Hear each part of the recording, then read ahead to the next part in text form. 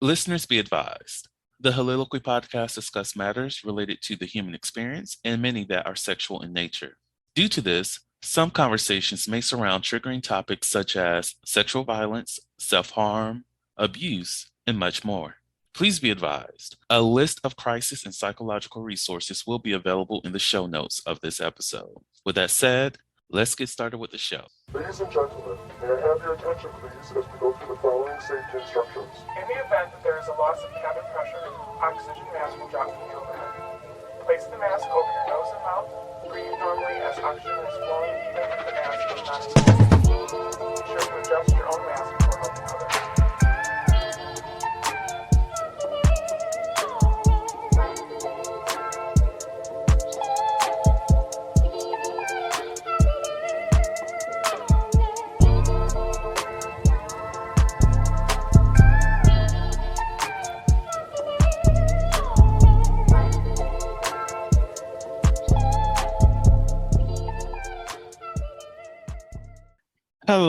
Hello, everyone. Welcome to the Holiloquy podcast, where we step out and speak on sexuality. This is your favorite host, Vernon T. Scott, also known as Slaytor Jackson, and for you freaking motherfuckers out there, Sebastian Adams.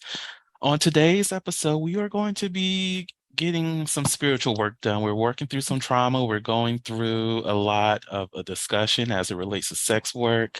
And with me, I'm blessed to have Michelle Shakina with me. How are you doing today? I'm doing great now that I'm here with you. Thank you. Stop making me smile. But it's such a pretty smile. Thank you. You're welcome. So today we will be talking about a lot, actually. But before we even get into the conversation, do you mind introducing yourself to the audience just so that they know a little bit about you? We'll go from there. Okay. So my name is not Michelle. It's an alias that I'm using because unfortunately I have to protect myself and my kids, but myself mostly. I am a woman who's middle-aged and I was a stay-at-home mother for over 20 years and pretty cool and a lot of fun. Very involved with the kids. Both of them had some special needs when they came out, and I worked with that. I had a lot of people helping me with them. I had a team of people for both of them. I was PTA president, room parent, all of that. I had my own businesses. My ex-husband had his, and I supported him and made him his breakfast and his lunches with little notes in them. I was that wife and mom, and I loved it. And we were married for a good 17 years. And then something happened traumatically for me. I lost somebody who I was really, really close with, who was vibrant and loved life and went to concerts and danced and all that goes along with that. And when she died suddenly, I was obviously very distraught and came home to my husband. And I said, I really want to live my life to its fullest and enjoy it for myself as well as for her, because you never know. Mm.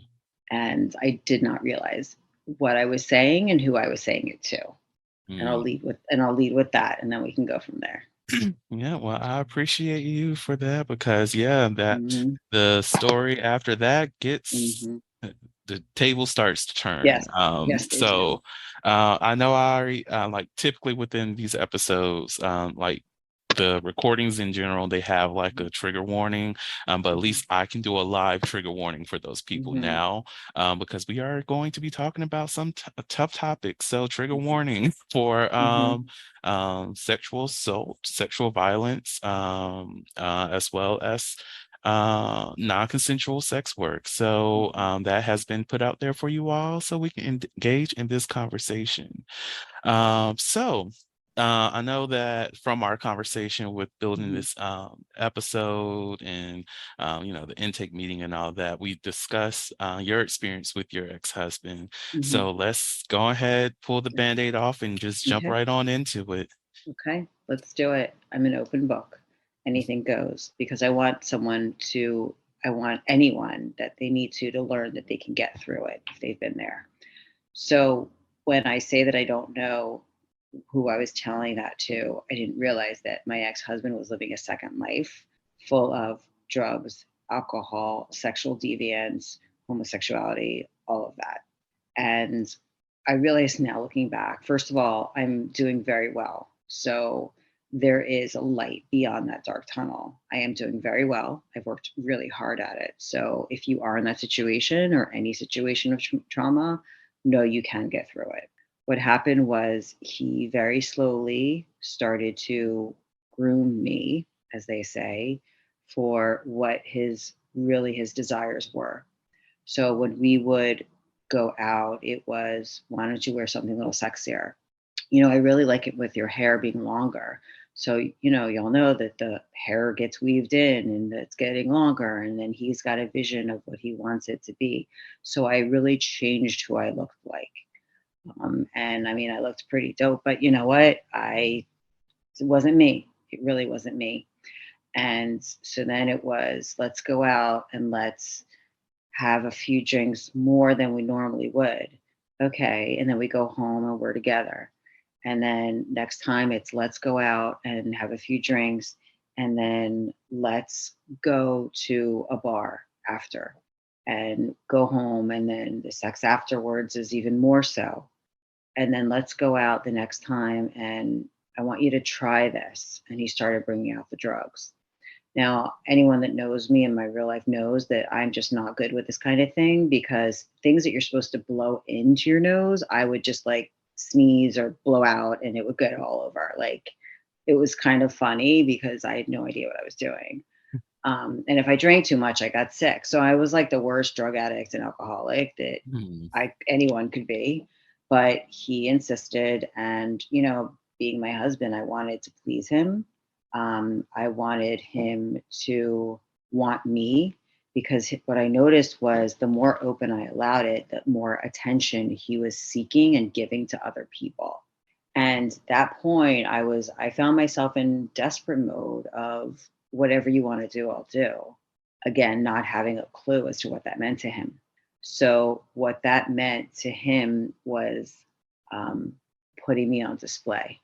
Hmm. So we met other people that, not necessarily swingers, though he did bring me to a swinger club, which is fine if that's your thing. But it was about him being in the environment and me doing stuff, or him doing something, mostly me, and letting other people touch me. And I was one that was, nobody came near me. I was his wife. We were connected, but I didn't know what he wanted. So it was a shock to me. And it wasn't sex. It did not start out with sex. And then what happened was we met other people, other friends. There were 3 sets of friends eventually. And then it was all about, again, putting me on display. Look at what I can have my wife do. Look at what I can make her do. Look at what she does. It was, Michelle, come out in that sexy outfit. And then, putting me on the floor and putting drugs on me, and then letting them, take it off of me in whatever form they would. And, things like that. And it started getting more intense. They use the word escalation. He apparently was watching a lot of porn, which I knew, but I didn't know what he was watching. I knew that he loved watching stuff where he would watch me with another man, or he would watch that and then he wanted to see that in me. So, we're at a hotel, and I mean, this is how clueless I was.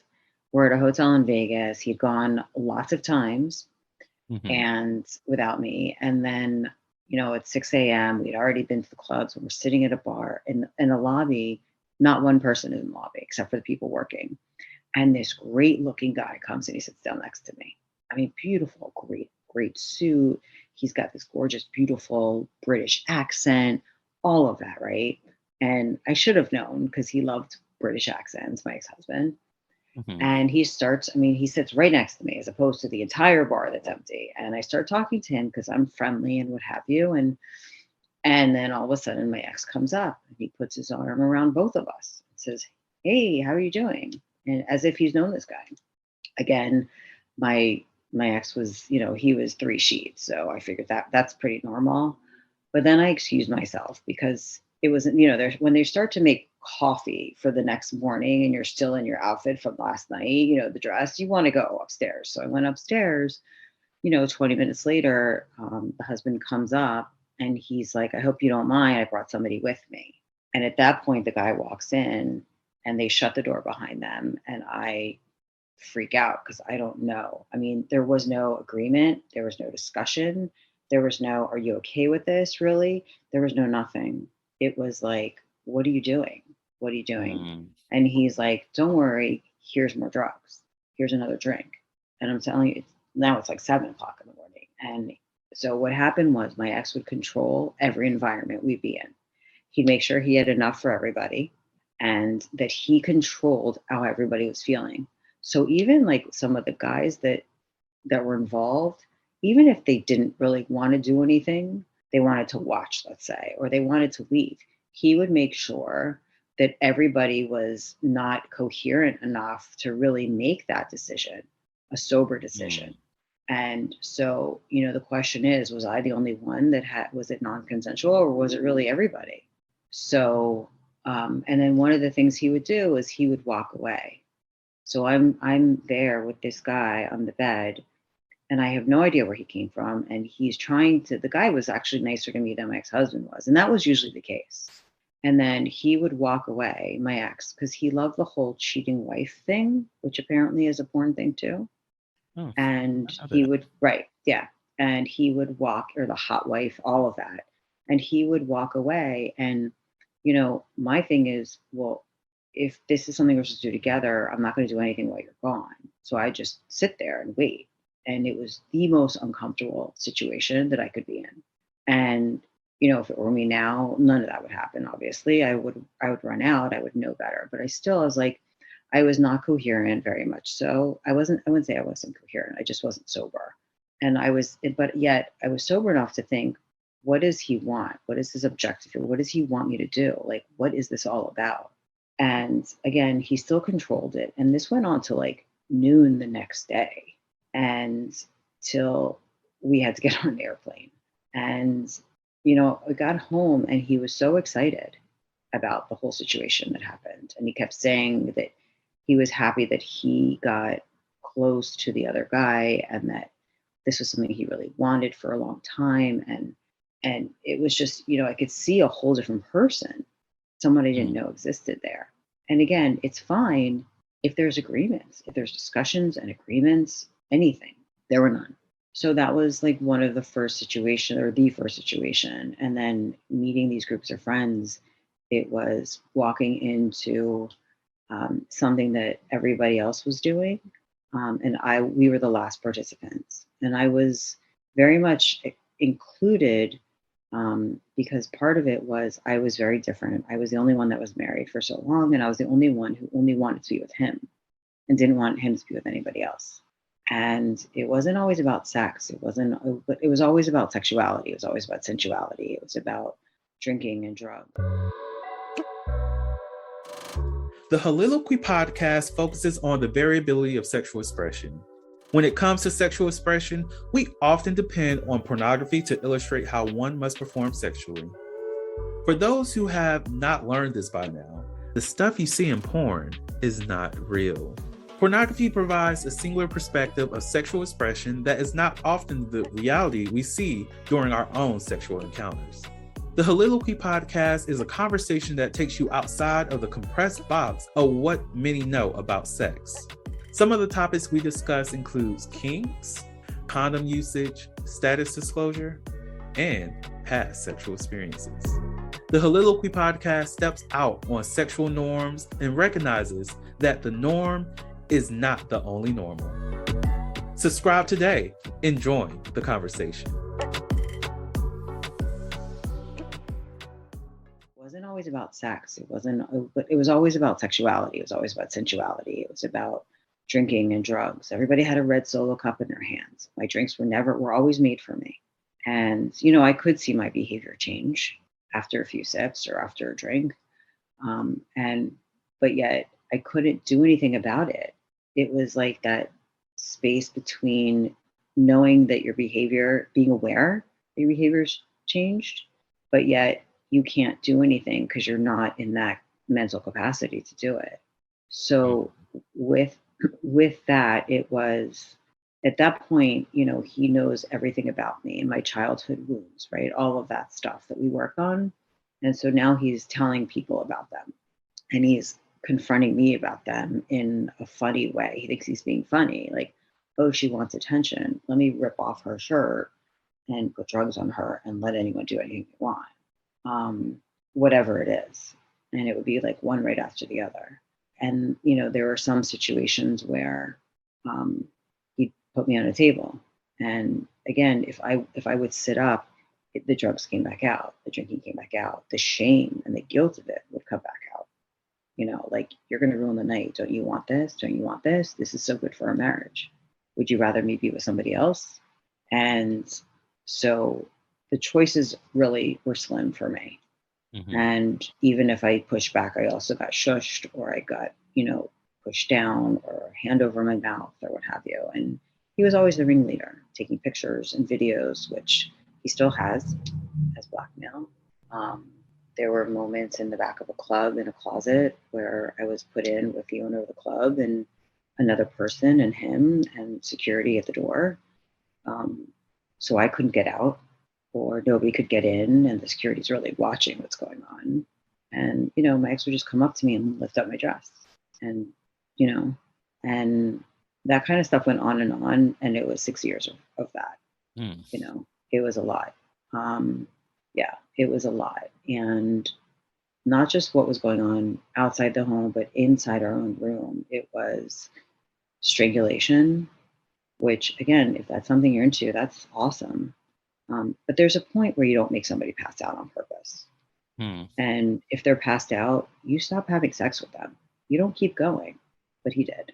And it was like coming out of death and having someone just raping you and not knowing. Because when you come out of being unconscious, you have no idea where you are. It feels like you're free falling from, a 100-foot building. And then there was that. And all I could do was just lay there and take it pretty much. And that happened 2 times, I remember. But he would just make me pass it. We'd be laying watching TV and he would just put his hands around me.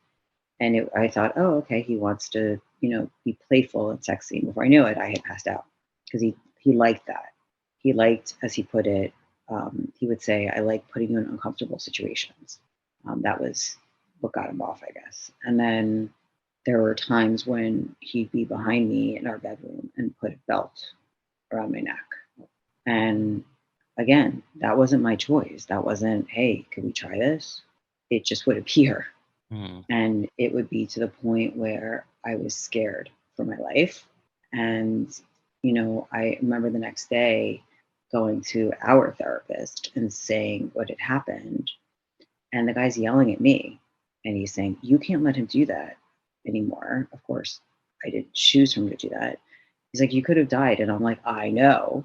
And Mhm. so apparently my ex went and told him that it was my choice to do that. And I'm thinking, who in their right mind would want to have any of that happen to them to the point where there is no consent? There is no consent. And it's that close between life and death. For me, as a mother of my kids, I wouldn't want that. So, but again, there was so much. There was so much being on top of him and having me call him different names of people that he had crushes on, men, or someone that he had put me with, and him recording it. So it looks like I'm with that person and all of that. So there was a lot. There was a lot of non-consensual acts that went on. So I don't know how much you want me to tell. There's more, No, but that's enough. there's I yeah. mean, that's enough. That's There's enough. a lot more. And I appreciate Hmm. you for sharing what you have shared because it does give people a look on how grooming work, how smooth that process can be, Hmm. and how it could just literally blindside you. You think, Yeah, oh, absolutely.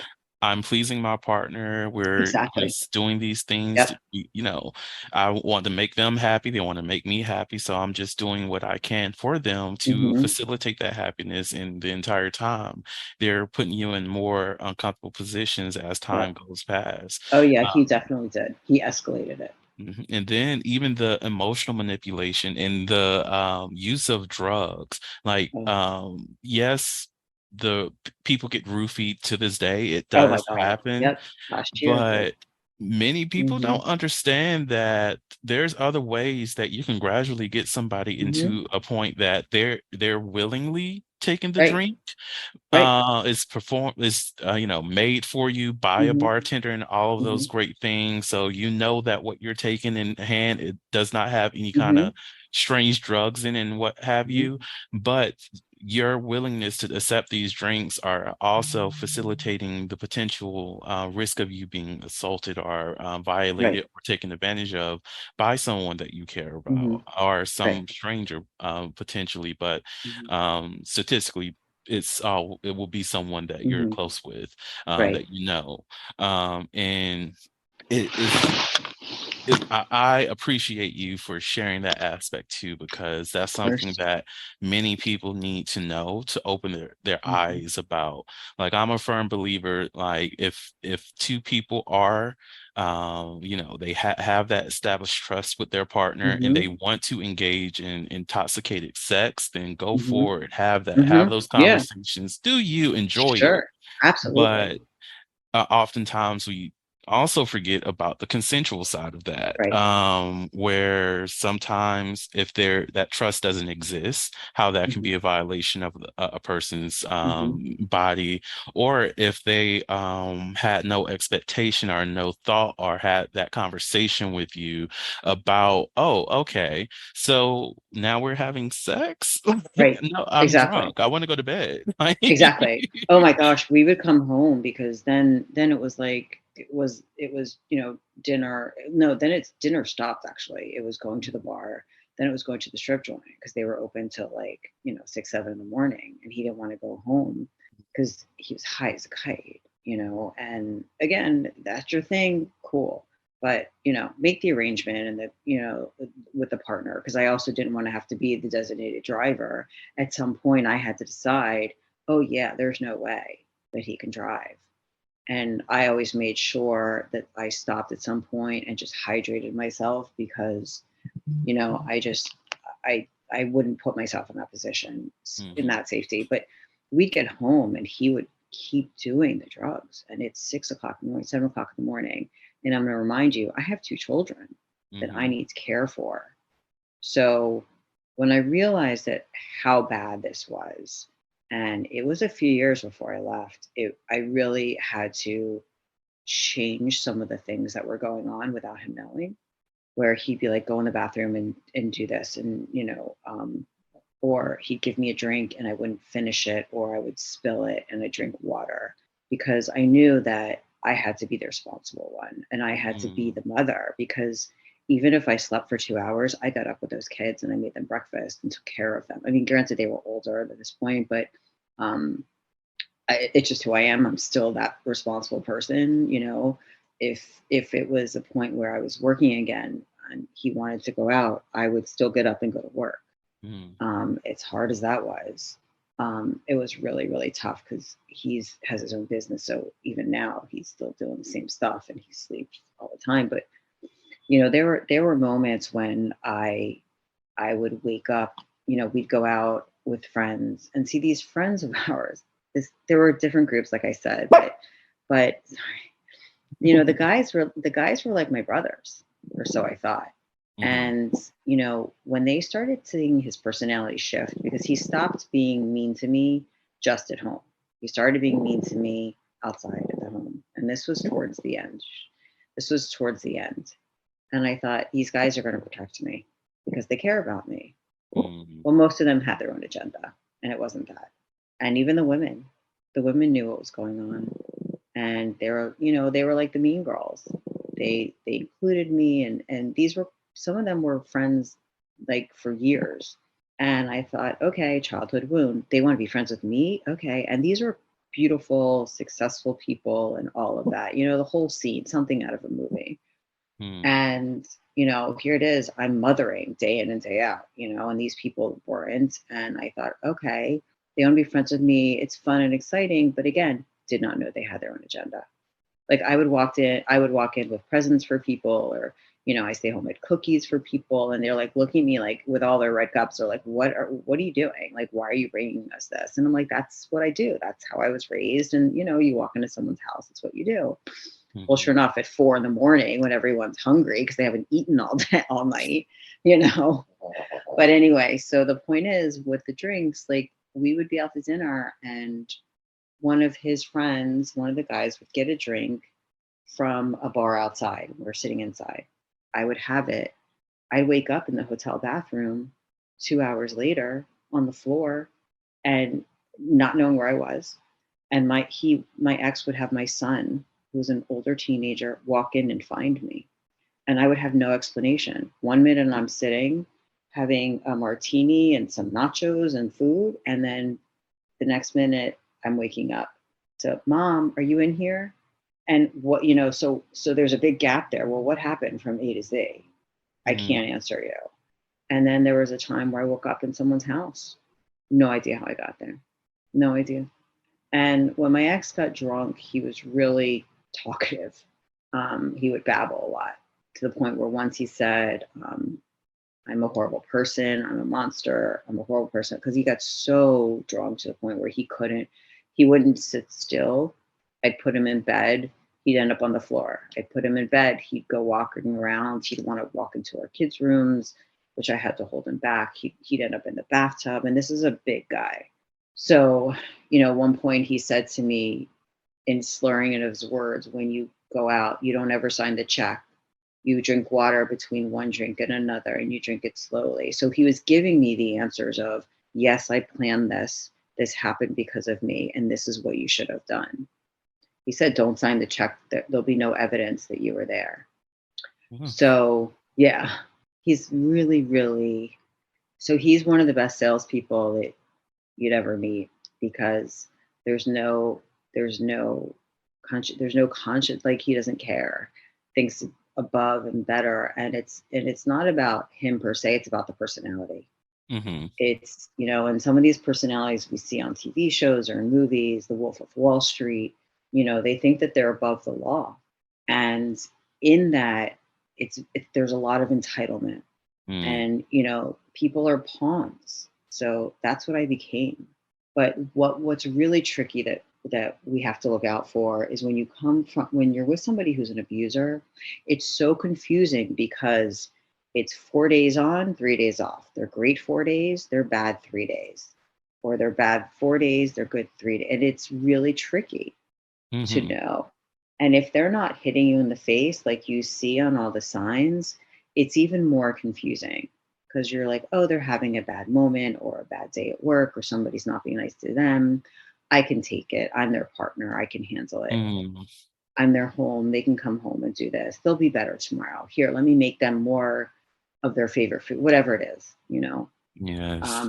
But then on the weekends, it's here's your martini before we leave while you're getting dressed. Here's the vial. If you don't do it, you're going to ruin the night and let's go. And, it was, and I had no idea what to expect. I thought we'd be going out for a date night, just he and I, no kids, no friends, no family. And before I knew it, I was being trafficked, told to crawl on the floor to his friend and, go down on him. And it was terrible. It's horrible. So, I've been diagnosed with chronic PTSD, obviously. And, for those of you who don't know, there's PTSD and chronic. The PTSD is if you've had some sort of really experience, you've noticed something, you've been through a tragedy, an explosion, an emergency that you witnessed or were part of. Chronic is it's happening for a long time. So mine was 6 years of that and 5 years afterwards, up until today, still there's financial abuse.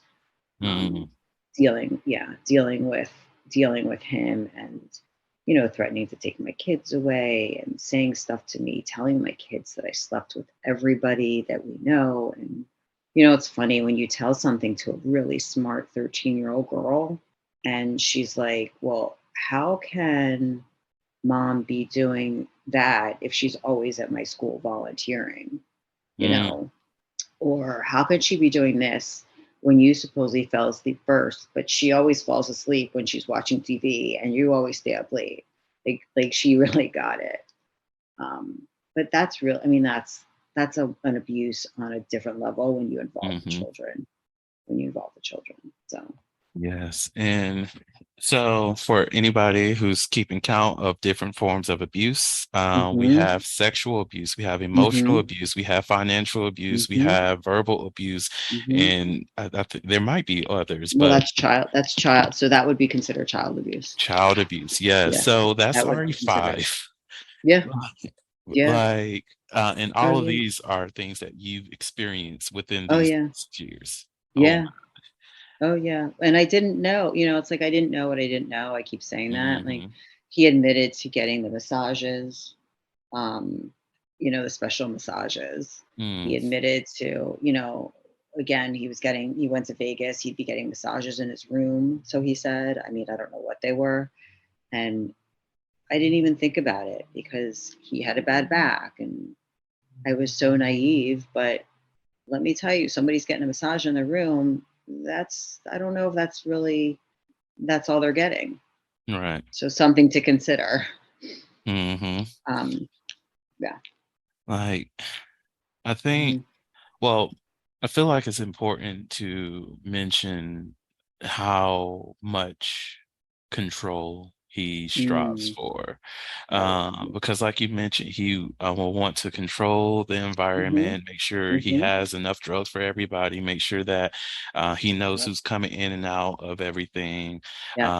of the situations, making sure he has control over your Hmm. life, your kids' lives, Hmm. and even the attached emotional manipulation that he's using for your children. Even right in this moment, on Oh some yeah. level, he still has some sense of control because of those, like you mentioned, those videos that he Hmm. has, Hmm. and how he can, if need be, in the Hmm. way that our society is, always have the ability to control the narrative Hmm. of everything that happened, without even your voice being spoken or heard. Hmm. Because I'm going to be vulgar, people. Y'all know I'm vulgar, but who the fuck cares about these bitches' feelings and Right. their words and all of that? Right.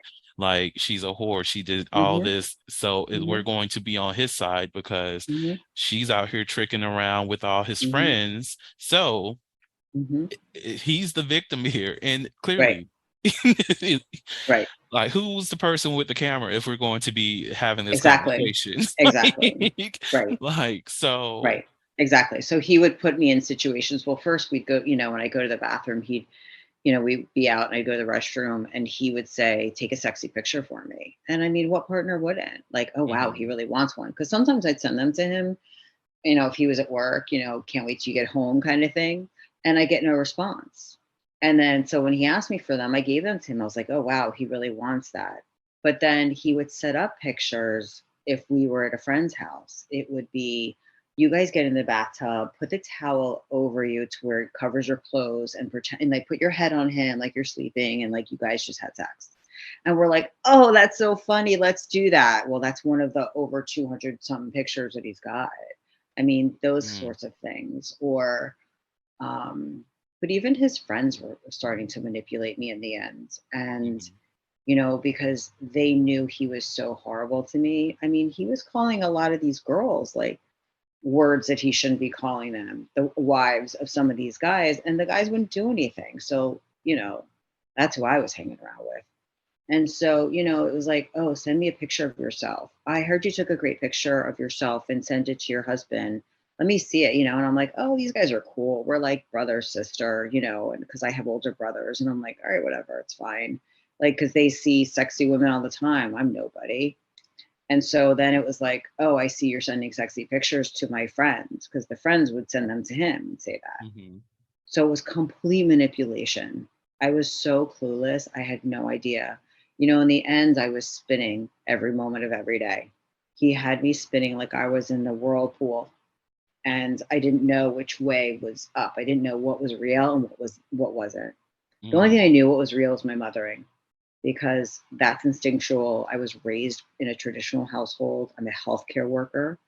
I mean, which I went right back into. So he could say whatever he want. I went back into healing people, you mm, know, right after I left. And, you know, he's obviously not. So, um, you know, so there's a lot of stuff out there. And my thing now is like, bring it out. I'm not going to let anything scare me to that point anymore, because I tell my truth now. Mm-hmm. I'm a little careful for other reasons, but my youngest, she figured it out, you know. She figured out everything because she sees his personality now. My older one, he does have a financial hold on him, so there is manipulation there. It's starting to break away, but you know, I'm ready for it, because I did what any wife or partner would do if they truly loved their significant other, and would do anything to keep the marriage or relationship going. I really Mm. am. I really did that, you know, and everyone knew how devoted Yes. I was. You know, I mean, my parents are still together after 60 years. His parents are still together. That's how we met. Mm. So I wanted that, and I would have done anything. And at that point, you know, he really took my hand and he took me down a path and through a tunnel into the world of Alice in Wonderland. I didn't even know any of that existed. Mm. I mean, I didn't tell my friends. My family was completely isolated. You know, he did all of those things. He talked so poorly about them that I didn't even want to be with them. And Mm. then my parents would come to our front door and he wouldn't let them in. He wouldn't let them see our kids for almost a year. So I didn't tell anyone. Nobody knew. The friends that I had in my religious organizations where I was, you know, involved in leadership and on the board and fundraising, all these things that, you know, we do, we stopped being with them and going out with them because they were too boring for him. It was the other groups he wanted to be with. So I Mm. had no friend when you know, towards the end, I mean, I wasn't going to tell those people what was going on. I was ashamed of it. I was still protecting him too, because even though they abuse us, we still protect them. Yeah. We still do. I Love. mean, hole in the walls and everything, we still protect them. And look, I could come out now in the open, but I'm still protecting him.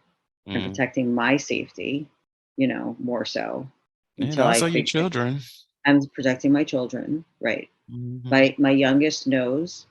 Listen, she came out as being gay when she was 16, and he told her, "Don't tell your grandparents; they're almost dead anyway."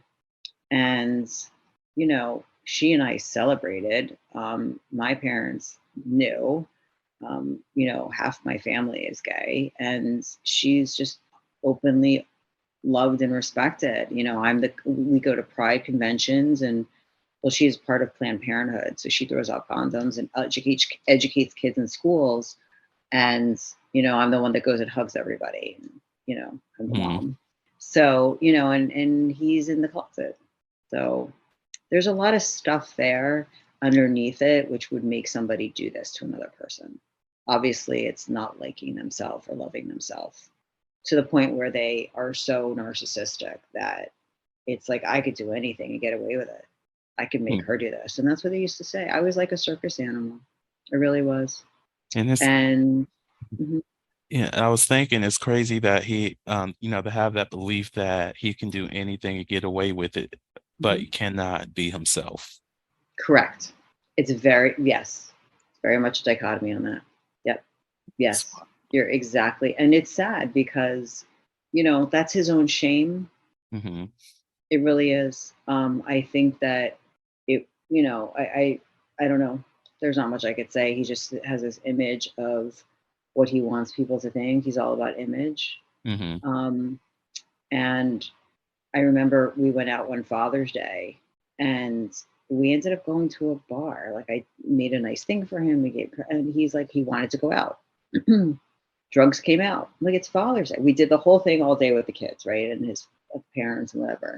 I'm like, you want to go to a bar? He's like, yeah, it's Father's Day. I get to do what I want to do. Okay. We went to this bar, and the drugs came out, and he wanted me to do something different on him. And I'm like, what do you do? Like, what? Okay. And then we go in the bar, and it happened to be after a pride parade. And there was a couple there, two men, um, and he couldn't keep his hands off. And they were married. He couldn't keep his hands off one of the guys. And the husband was a police officer. Mm. And I mean, my ex was following this guy everywhere.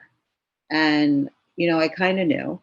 And the husband looked at me and he says, "Do you know that your husband is gay?" I mean, he said it a little differently, but, I was like, "What?" He's like, "Honey," he's like, "I love you and you're beautiful." And he's ignoring you and he won't take his hands off of my husband. And if he doesn't stop, I'm going to punch him in the face. But he said, "Your husband is gay." And it was really a big shocker to me. And somebody had said to me, um, that he put me in those situations because those are the situations he wanted to be in. Mm. Right. I haven't really accepted that yet, because I think that he just likes the deviance in general. But I mean, again, I always said I would have accepted him anyway. I would have loved it. That wouldn't have changed.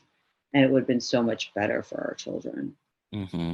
And but there's something about, I mean, not just him, there's so many people walking around feeling that way, and it's sad.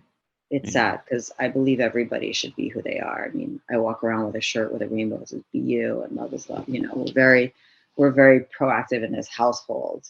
All of my daughter's friends are gay. They come in the house. I mean, this is the house of love, and and it's sad. As much as I don't that I went through that, I could still feel sorry for him in that regard, Mm. and just hope and pray and bless from afar that one day he could step into who he really wants to be. Yes. Yeah, I really do. Hopefully. Yeah, because I can forgive and I can heal myself, Mm-hmm. but someone who lives like that can't and is going to keep hurting people until he does that. Yeah. And the control that he's trying to get on people with me, it was the trackers, it was money. He's got a tracker in his ex-girlfriend's car. I mean, all this stuff. I know my daughter she found it on her phone. So but all of this control he's trying to do on other people, it's really because he doesn't know how to control his own life and his own thoughts and his decisions, Mm. but is so, like I said, so narcissistic. Like, I'm good, I'm cool, this is me, and da da da, sort of thing. It's kind of fascinating because I can take myself out of it and think about it intellectually, Mm-hmm. even though I could certainly be there emotionally and be crying hysterical, but I don't want to do that right at this moment. Yeah. Um, but I try and understand people's behaviors on an intellectual level, Yeah. and especially when they're questioning their own sexuality, their gender, that you have to give space and grace for people like that. um, and I've been around for years now with the kids, more so, going Mhm. through it, and I feel for someone like him because he's really hurting himself and he's hurting other people and his children. Yeah. My daughter doesn't want to go near him now because of his behavior, and not necessarily what he did to me, but what he has done and said to her in the last few months. And Yeah. it's sad. It's really sad. Very. Yeah. Uh, well, before we no go into the never have I Yeah. ever segment, there was one last thing I did want to for you to speak on. I'm going to Sure. combine the two things, and Okay. I think it would be something important for other people who may be in a similar situation, Mm-hmm. and that is just to discuss what motivated you or encouraged you, or well, gave you that courage to escape, and Mm-hmm. also what it means to you to celebrate yourself. Mm-hmm. Escaping was tricky. I wanted to escape 2 years before I did. When my daughter said to him one day, we're in the car, "Stop yelling, Dad, stop yelling at Mom." I knew that I had to get out. I knew because he was being really horrible to me at that time, just in general. Um, but it took 2 years because, like I said, the good and the bad. I ignored the bad because the good was so good and the bad was so bad. But you can't do that. That's a tactic. It's such a great, brilliant tactic that they do. What made me escape was I had started a job and I got my own money and I realized he was pulling money out of our account. So I opened up my own and he found out and he freaked out. We were fighting so badly that I had an extra twin mattress on the floor in one of the bedrooms I was sleeping on for over a month. Now I'm the mother and the matriarch of this household, and I'm sleeping basically in a closet on the floor. we were we had stopped being out together. The times before we had gone out were those times when I woke up and I didn't know where I was. And I knew people were following me. I knew that if I went out with someone, that I was being questioned in a way that I knew, because he would say everybody has a price, meaning I can get. He would pay people like, here, watch my wife for me. I knew that he was paying people to call me, to come on to me, to question everything about what was going on, because he had something going on with his business also. So it got to be a point when I woke up in somebody else's house, and then I went to go get in my car. My car had been moved. Remember, he had a tracker in my car, which my attorney now has. My car had been moved. I mean, you're talking about gaslighting like you've never seen. And I went and I had someone drop me off at a safe house, and I never looked back. I shouldn't say that. I never looked back to be with him. I shouldn't say that either. So I went to the safe house, but every day I went. My daughter was entering high school. So every day I drove in the dark from this safe house with her lunch already made to that house, woke her up, got her dressed, ready for school, took her and her friend to school, picked them up, snack, homework, like as I normally would, because he'd be out of the house. Made sure my son was good, what he was doing. I'd make them dinner, and then I'd leave if he was coming home. That was the hardest moment of my life, all those times. If he was staying out and going out doing whatever he was doing, I would stay there and have dinner of food that I got and food that I made, nothing from the house, because I was afraid to touch anything at that point, because I knew I didn't feel right. I knew that he wouldn't hurt the kids. I prayed that he wouldn't hurt the kids. And they wouldn't leave with me. That's why I had to go back there. They wouldn't leave. They didn't want to leave their rooms. My son didn't want to leave his Xbox. My daughter didn't want to leave her like they didn't want to leave. And these are problems. These are real big challenges. And this was the hardest decision to make, because I had to really decide whether or not he would hurt the kids. And I had to think no, because as my daughter says now, they're a reflection of him. Any narcissist with their children, you can play that game because they are a reflection of that person, whether it be a man or a woman, a mother or father. So I knew that he wouldn't hurt them. I knew that he'd want to take pictures of that, him taking them out to eat and posting them so he looks like super dad. And I thought, okay, great. His own ego is going to protect them. But not me, not at all, not me. He would tell everybody that I was crazy, that I was an alcoholic, that I was a drug addict. He called all of my friends, the entire community. Meanwhile, in a month and a half, I got my own apartment, and then I got a job in my healthcare career, which I hadn't worked at in 20 years. And I started healing people, and I was drug tested because I thought I was going to die in the safe house. I knew that there was stuff in my system that I couldn't identify.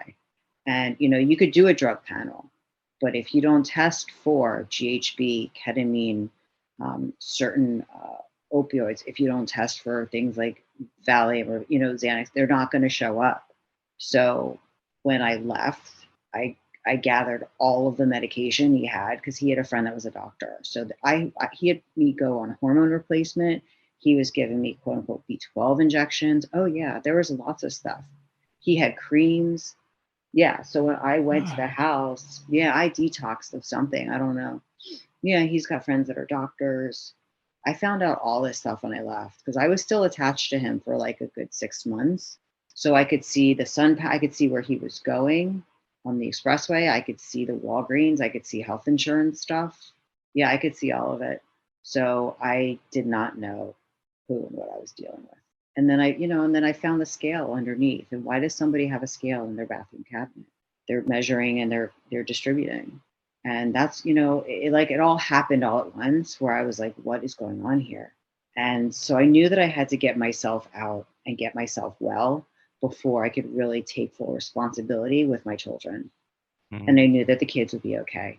So I ran like hell. And that family who I ostracized, they wrapped their arms around me, literally. And I come from a big family. I'm the youngest of a lot of siblings. And they really took great care of me in all of their expertise. And one of them, she's all about, God and spirituality. And that was something that I was very strong in. I always was, but all of those rituals that I used to do on a weekly basis, we stopped because he didn't want to do them. He wanted to go out and party. And so I went back to Setter. I went back to tradition. I went back to my family. I went back to what I knew, what was my core without him for the first time in over 20 years. And I went back to work, and I went back to being humble and, knowing that even though I spent time in houses, that were worth millions, that I'm no different than any other person. I look like everybody else. My heart is the same. My body is the same, all of that. The trauma, whether you've had one bully issue or you had this, it's all the same. So when I walk around my home now, it's been a few years, I look around and I celebrate because I did this and I did it on my own. I kept the roof up. I kept the food on the table. This is the house where all the kids come. We do celebrations, we do mini celebrations, we sing songs, we pray, we do all of that. And he told me that I could disappear and nobody would miss me, that I was not important. I'm an essential worker. I went back to work during COVID, and he's telling me that I wouldn't make it without him. I'd have no money. He wasn't going to give me anything. Well, I stepped up my game and I put my heart out there, and I just loved people. And it's, aside from a relationship, because I'm a little messed up in the relationship department, but, when it comes to strangers, I mean, listen, we have so much love that's put inside of us. And I think that when we give it to other people, we're definitely going to get it back. And even if you don't get it back, that means that person needs love more. And, nothing was going to stop me. Nothing was going to change me. I wasn't going to get bitter. I don't hate men. I again, forgive and I bless those people. They're still doing all that stuff. And I chose not to. And that's okay. As long as no one hurts anyone, and God willing, they're not, but they're not hurting me anymore. He is a little bit, but that'll work itself out because there's a vindicator. I will be vindicated. I truly believe that. And I'm not looking for him to go down by the wayside. Quite the opposite, because he is the father of my kids and I respect that. But I celebrate myself in little ways. Sometimes it's challenging because there's an ebb and flow, it's like the roller coaster. Sometimes days are good, or it's not even days, it's moments.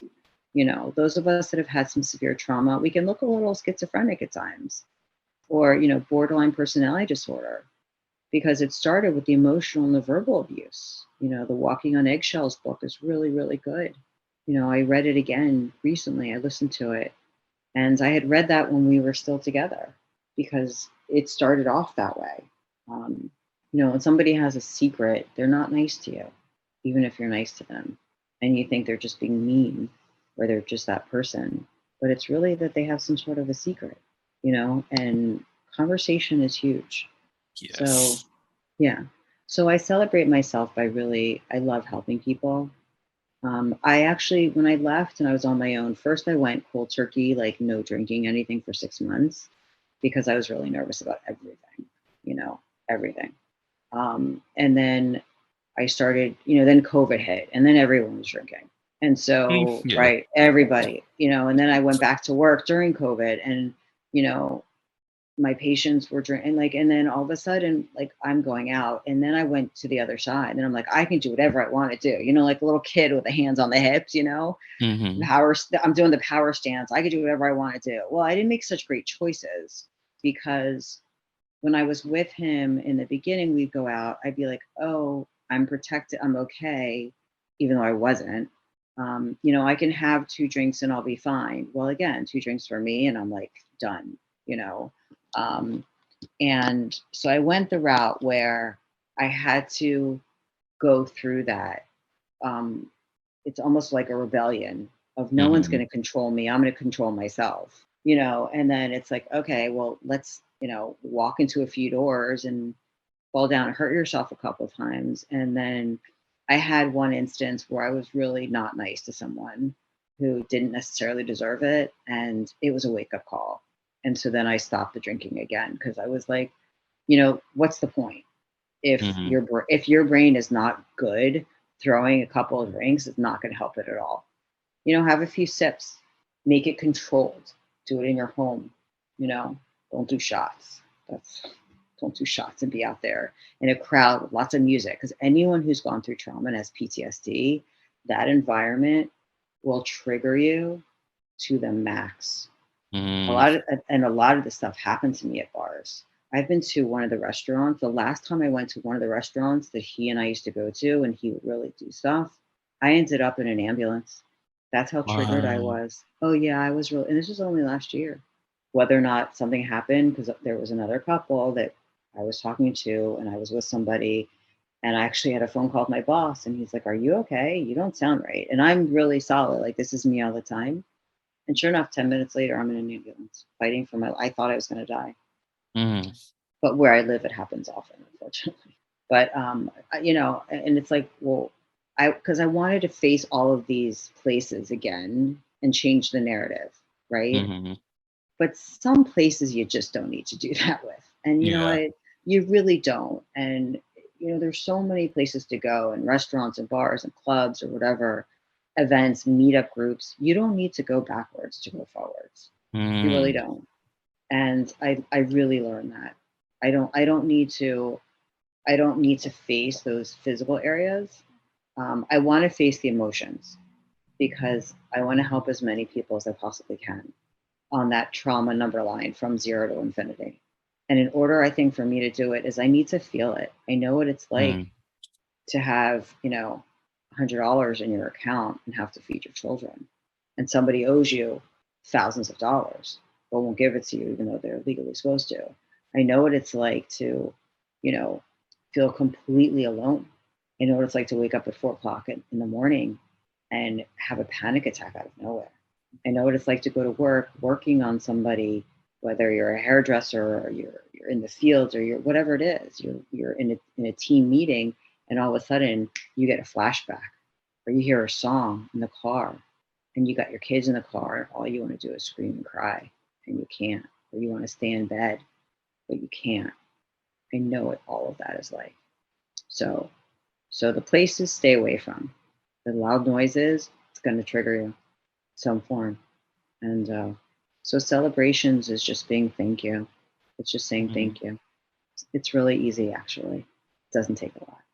Well, Michelle, thank you so much for sharing. Hmm. I hope anyone who's heard this story, your truth, and just your experience is able to walk with walk with that. And any individual that's going through the same situation, find that courage to leave, to escape, or build something for themselves so that they can ease their way on out as best Hmm. as they can, because we all deserve happiness in this life. We all Absolutely. deserve to live in a space of peace in Hmm. our minds, our living arrangements, our Hmm. surroundings, all of that, to just experience happiness. Yes. Because yes, we live in a very horrible world, but at the same time, we can make our world better. We can make Hmm. our lived experiences a lot better just by Hmm. choosing to Hmm. remove ourselves from the trauma, to put ourselves in spaces that makes us feel happy, makes us feel whole, makes us feel loved and appreciated. Yeah. So I truly appreciate you for Hmm. sharing. I have one more thing. So Mhm. I told you my daughter volunteers for Planned Parenthood, and fights for human rights and women's rights, and we talk about this all the time. The statistics are that same-sex couples have twice as much domestic violence and sexual Mm, abuse and non-consensual acts placed on them, more so than heterosexual couples. There's so much help out there now. yeah. If you need, reach out to me on my website and I'll get you those references. There's so much help for anybody out there. There's financial help out there. There's counseling. There's free counseling. There's so many organizations. But I want you to be aware. And even I have friends that are same sex couples, and like men that have been together for 40 years, and there's abuse there, just like there would be in heterosexual couples. And just like Vernon said, like you don't, everyone deserves happiness. And it's our time to get that. It's your birthright. It's your Mm, birthright. You were created to be happy and to enjoy every part of this world. that part. Oh, Yeah. and the Mm, website will be in the show notes for everybody who's looking for it. mm, I'm also going to put the link to Walking on Eggshells, that book. So for anybody who perfect. wants to read that. So to brighten Yes. up things a little bit. Yes. Let's do it. We could switch it all around, Smiley. Right. So we're going to do this one. Would you rather? And then I'll close out the Mm, episode and then, making me leave itchy. with a positive note. Okay. Always. Um, so would you rather have more foreplay in your life or have more sex? Mm. Can I say it depends who's doing each? See, Michelle, you're like me because whenever I come across like questions like this, I'm like, I want all. I I want it want all all. of it. I Give want me all the options. everything. Give me the Like, option. Really, the question should be like I'm telling you what to do on your own show. Would you rather give more foreplay or participate in more sex? Right? That's a good one too. that is a So good let's one. see. It depends. I don't know. The foreplay is a good thing. It Foreplay is is a good such an thing. amazing thing. Like, It just depends. Like who's giving it. I mean, listen. We all know. Yeah, I don't understand. So here's the bright side. I went through all of that horrible stuff, but I still love sexuality and sensuality and hmm consensual sex. And, I got to find that back in me. We've talked about that, but still, I love it. And you just have to laugh because, listen, my parents had a lot of kids for a reason. We always talked about sex. God bless them. But I want, oof, I would definitely say foreplay, Mm.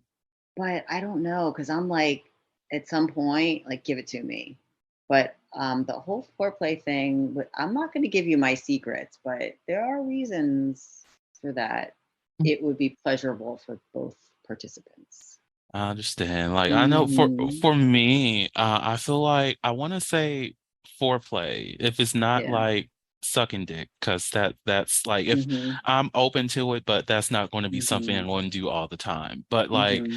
I do enjoy the like giving pleasure to other people. Yes. So the foreplay aspect, like if I can do a lot more of that, Hmm. great, love that for me. But the only thing is like if I'm going to indulge like foreplay, I want there to be like a good 3 to 4 hours of Oh, time that I have. yeah, Not absolutely. if even if it doesn't take that much time to like get to a point of satisfaction, Hmm. I just want to take my time and enjoy it. And Absolutely. for me, just saying more sex, that just means okay, we're just going to Right. like Exactly. ejaculate whatever Exactly. I've Right. met the orgasm. Okay, Right. cool, give me another Now one, what? give me another Right. one. It Right. doesn't give me the pleasure all the way all throughout, Right. because like just reaching orgasm doesn't mean that I'm done.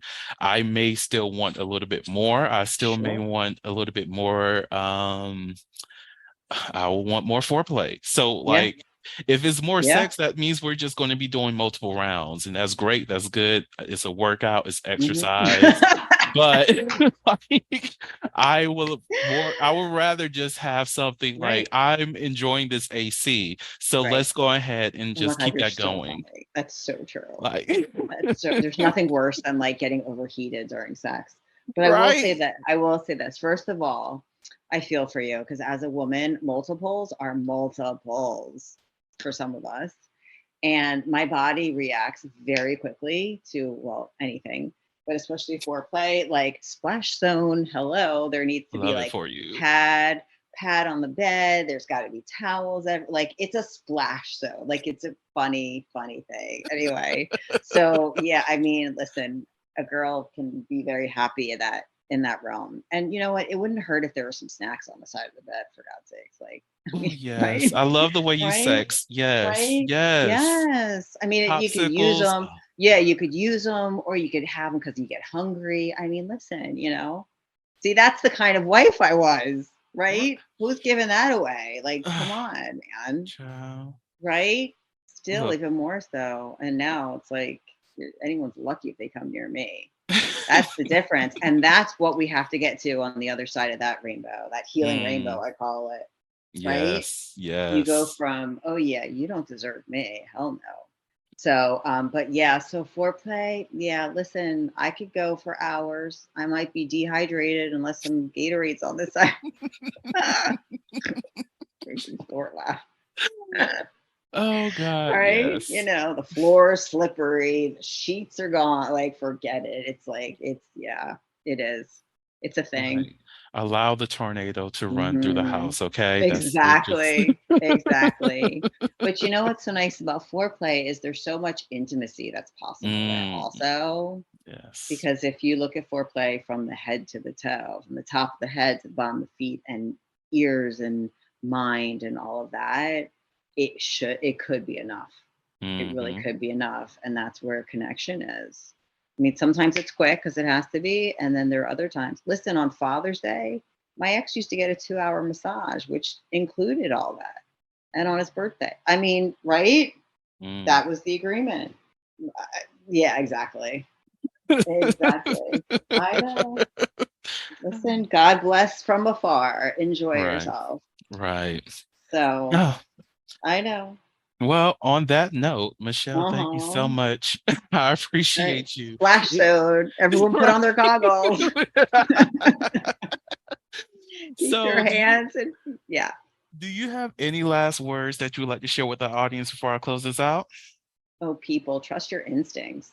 Mm, I mean, not that I do it all the time now still, but I mean, you know, we're gonna listen, we're gonna stumble, we're gonna fall, we're gonna cut ourselves, so to speak. You know, we're gonna question our instincts, like, but he's so cute. I mean, you know, but deep mm, down, eventually you will. But there's a fine line of trusting your instincts. You think someone's cheating on you, then there's a fine line of someone's being abusive to you. mm, So if you think they're cheating and you're still not ready to go, that's totally on you. I have no judgment. It's totally on you. If they're cute, it's really hard, but or whatever. But on the other side, if there's abuse there in any sense, get out. mm. Get out. Contact me. I'll tell you how to do it. There's a strategy. There are many strategies, and I was able to do it and do it safely, which was a miracle because of what was going on for me. Yes, So, but trust your instincts and have fun. Like you said, celebrate. And thank you for teaching me that always. of course. Well, Yeah. thank you again. So, for the listeners out there, thank you all so much for listening to the whole. Oh, Lord, I don't know what just happened. back back that up again. Thank you all so much for listening to the Holistically podcast, where we step out and speak on sexuality. Just in case no one else told you this today, you are beautiful, you are worthy of happiness and joy, you are enough and then some. You may not live up to the expectations of others, but that is okay. You are only required to walk in your own shoes. May each day you live lead you towards abundance. With that said, love you all and see you next episode. I love you. Bye. Bye. Thank you for listening to the Holiloquy podcast, where we step out and speak on sexuality. You can subscribe to the podcast through your favorite podcasting app and find us on the web at www.holiloquy.com. That's